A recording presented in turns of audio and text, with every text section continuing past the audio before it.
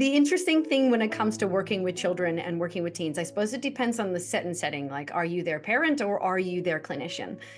So there's different ways of looking at it. But from a parent's perspective, we tried this like just breathe, or take a moment and breathe, and we realized that if we're stern and making our children breathe, that it would cause a reaction in their body that is unfavorable. So what I started to do, especially when they were having tantrums in the middle of the shopping center, is I would literally connect with my own breath and connect with my own self. So what we found is that to help your children, help yourself first, because they're watching and they're learning how you handle stress. They're learning how you manage yourself.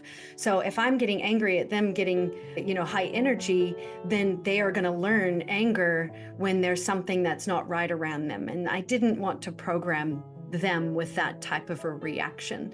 So when I started managing myself, they started managing themselves too. And the funny thing happened one time. They were having a huge meltdown, both of them, and it was like high energy. It must have been full moon or something like that. And I was like on my wit's end as well. And instead of trying to intervene or say something or do something, I literally just stopped and laid down on the ground and started breathing.